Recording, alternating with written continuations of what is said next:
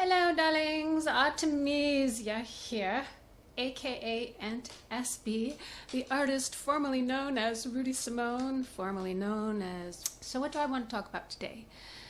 I want to talk about why I travel so much, because I do think that this is a subject which you all will be able to relate to. Now, obviously, I am talking to my Aspie brothers and sisters, but I think I'm talking to some of the rest of you as well. Suicidal thoughts is something that plagues everyone, I think, except for either the most lucky, the most well cared for, or the stupidest individuals there are on the planet. Most of us who are thinking, feeling, sentient beings go through times in our lives where we just have had it and we cannot go on. This has happened to me more times than I can possibly count. I am extremely old, boys and girls. I have lived for longer than I care to tell you, and longer than most of you would probably believe. Since I was a child, I remember having very melancholy thoughts.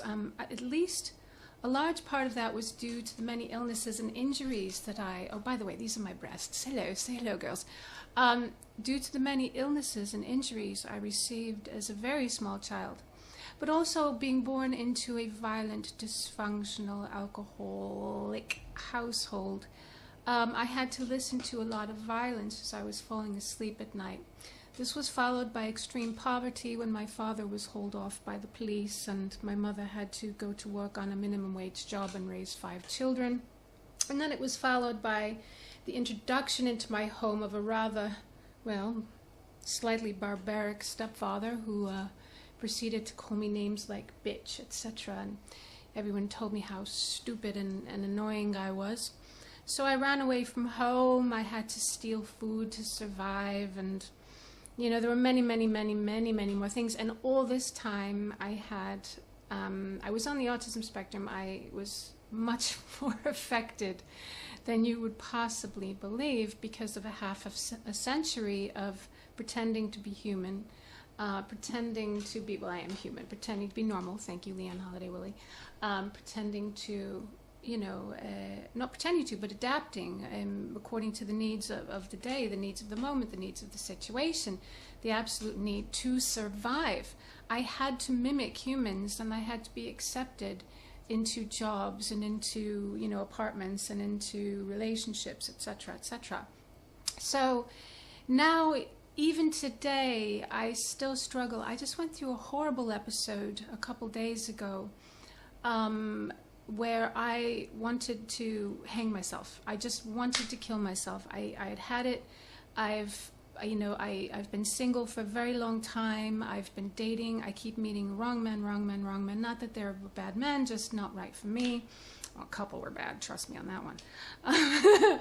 And, my finances are just absolutely fucked. And I miss my family, but I can't live in America because the place is crazy and I'm bored to death. It's like Galadriel going back to the Shire, much less Frodo. Not that I'm Galadriel, but you know what I mean. So there's a lot of elements at play, and I'm just tired, and I'm hot, and I'm lonely.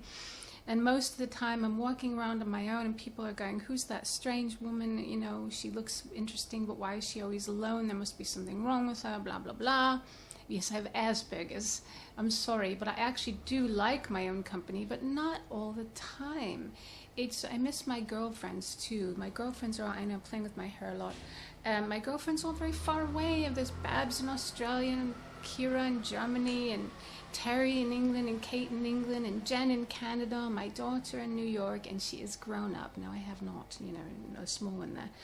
I miss them all so much, and my sister with my dogs, and I miss everyone so much, but I cannot possibly have everyone in the same place. So my point is, I reached out to a friend. I had a very good cry, and I reached out to a friend, and she took me into her home, and we just hung out, and it was not actually an easy time because her daughter got hurt while we were there, and there was lots of drama and tears and worry and things, but she's fine.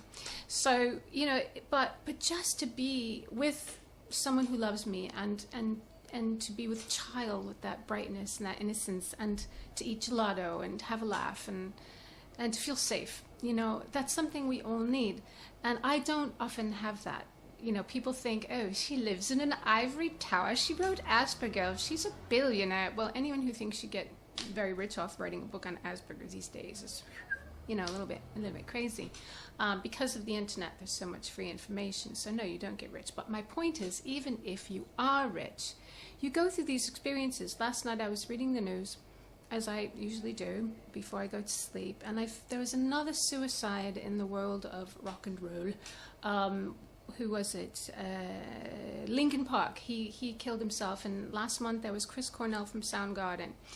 And these men, I mean, I don't know their particular situations. There was probably drugs involved. Drugs are, you know, to quote Russell Brand, you know, he quit drugs, so he had to find something to do because they are very time consuming. So Russell Brand took up yoga.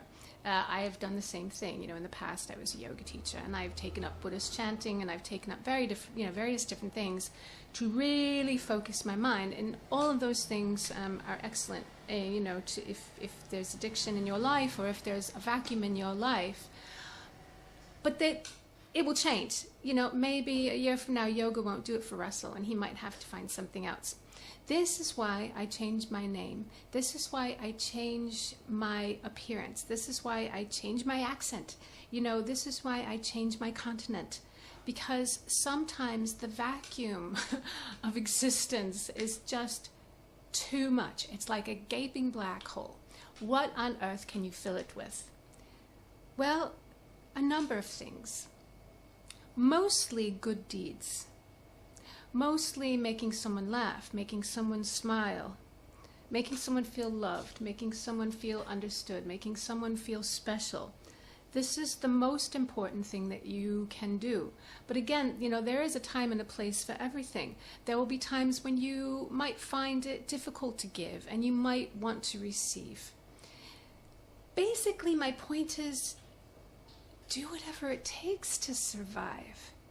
For me, I sing, I play guitar, I make love, I do this, I do that, I do this, I do that. I get Botox, or I get fake boobs or whatever, and I decide I'm going to be sexy for a while, and then maybe I, you know, become quite bookish and go to my country home, and I write little books called, you know, Aunt Aspies Guide to Life, or I become an androgynous rock star, and I go play, you know, shitty basement clubs in the East Village for a while. Whatever it takes.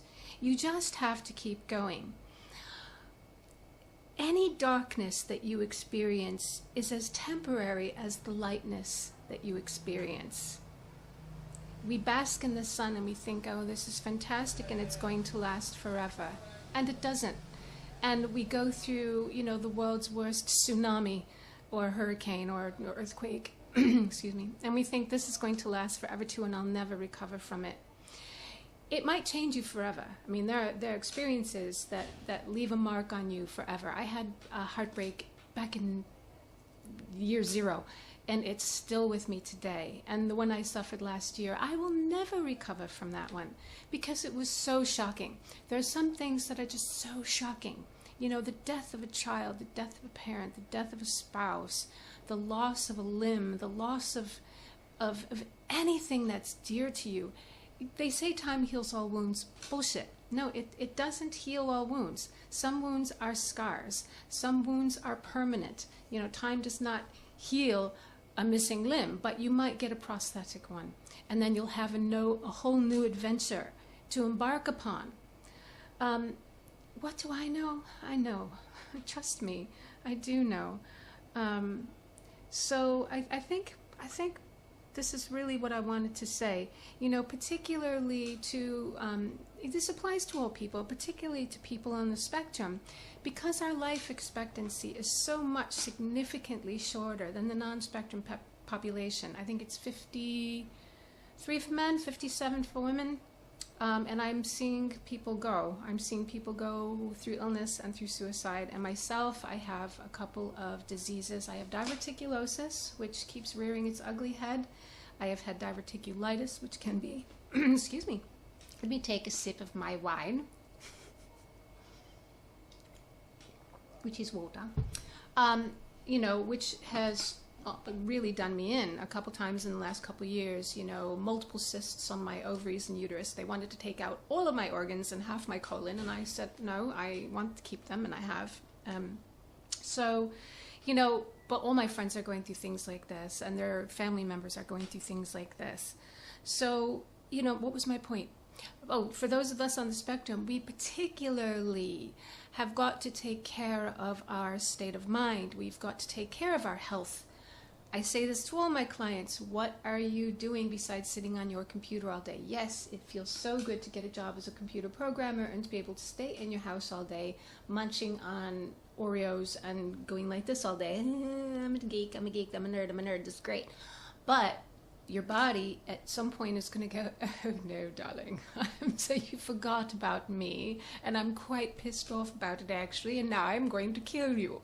So you have to take care of it. You have to exercise. You have to hydrate. You have to eat healthy. I started my day with a huge salad. You have to find joy. You have to. And get your kicks wherever you can find them. It's true. I've got friends who are just blossoming. They are beginning to realize that a lifetime of worrying about what someone else thought of them had wasted decades. And so now they're, you know, dyeing their hair crazy colors and wearing bright colors and speaking their mind. We must all speak our minds. There are too many stupid people that are doing it rampantly. Like, you know who I'm going to mention, right? The President Fart. You know, do you know in England, in Liverpool, wait, was it Liverpool, where I used to live, a Trump is a fart. And I just think that's beautiful. This man said on, and was filmed, and it was broadcast to the world, I grab women by the pussy. And he was still elected. Any woman who voted for him, you are a twat. Unless you were dropped on your head as a baby, which I was, but I still have the sense not to vote for him. I'm sorry. I mean it. Second of all, I forget what I was going to say. That was a very powerful thing to say. If any woman in the world, any woman said, I grab men by the cock, you can do that when you're famous, much less a woman running for president of the United fucking States. She would have been run out of the village with pitchforks and torches. Burn the witch, burn the witch, burn the witch. Please, people, where is your sense of equality? Where is your common sense? Men, let go of your machismo and just be a human being for a while. That's fucked. It's just fucked. So this is another reason. Okay, we're getting back to the suicide conversation. Sometimes the veil is lifted.